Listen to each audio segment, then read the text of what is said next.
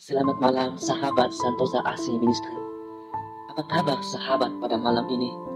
Kiranya sahabat dalam keadaan baik-baik saja. Sebelum kita beristirahat, bersama dengan saya minta syukur warawuh, marilah kita merenungkan firman Tuhan. Namun sebelum itu, marilah kita bersatu dengan doa. Bapa yang baik, Bapa yang terkasih, terima kasih untuk kebaikan Tuhan yang kami alami pada malam hari ini. Sebelum kami beristirahat, kami akan merenungkan firman Tuhan. Berilah kami hikmat Tuhan, agar kami dapat mengerti isi hati Tuhan. Terima kasih Tuhan Yesus. Dalam nama Tuhan Yesus kami berdoa dan mengucap syukur. Amin. Saudara-saudara yang terkasih di dalam nama Tuhan Yesus, pada malam hari ini, mari kita merenungkan firman Tuhan yang terambil dari Efesus pasal 5 ayat 15 sampai 17. Inilah kebenaran firman Tuhan. Karena itu, perhatikanlah dengan seksama bagaimana kamu hidup. Janganlah seperti orang bebal, tetapi seperti orang arif, dan pergunakan waktu yang ada, karena hari-hari ini adalah jahat. Sebab itu, janganlah kamu bodoh, tetapi usahakanlah supaya kamu mengerti kehendak Tuhan. Saudara-saudara terkasih di dalam nama Tuhan Yesus, tema kita pada saat ini, waktu yang tidak bisa terulang. Saudara-saudara terkasih di dalam nama Tuhan Yesus, waktu adalah sesuatu yang berjalan begitu cepat, tanpa mungkin kita sadari bahwa waktu terkadang mendahului kita dan dapat membawa pergi semua kenangan dan apa yang kita miliki. Tidak ada seorang pun dari antara kita yang dapat menghentikan berjalannya waktu. Kita tidak dapat mencegahnya atau memutarbalikkan waktu yang telah kita lewati. Kita tidak dapat kembali ke masa lalu, bahkan ke masa depan.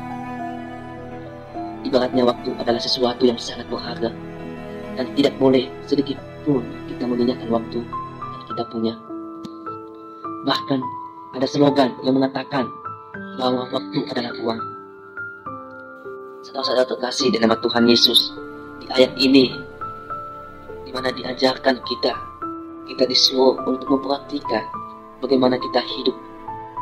Apakah pada saat ini kita hidup sebagai orang bebal atau justru sebagai orang arif?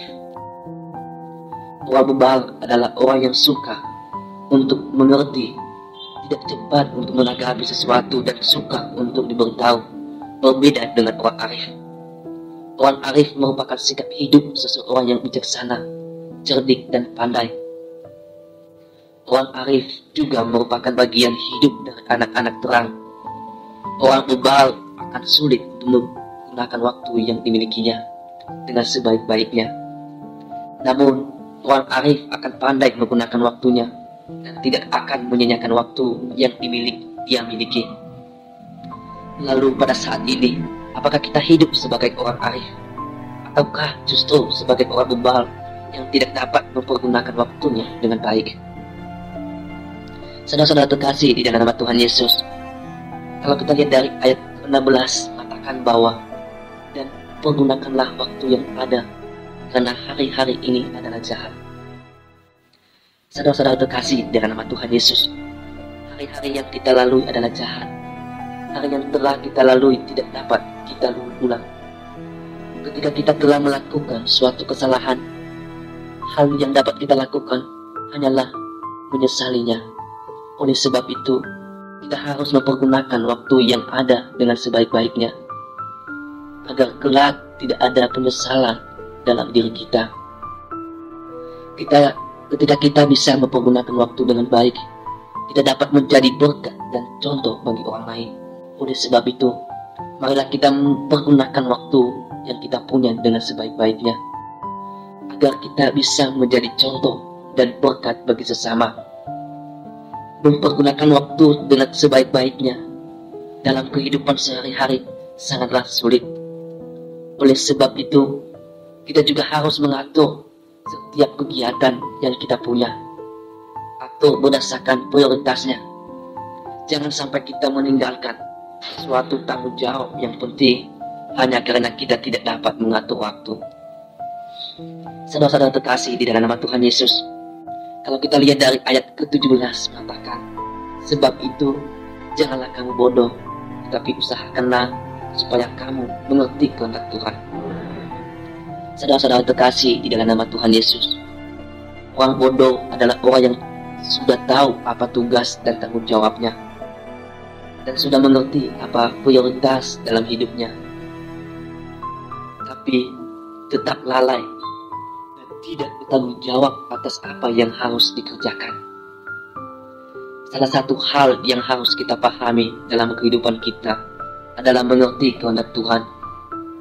Dalam setiap kehidupan kita, Tuhan sudah memiliki kehendak.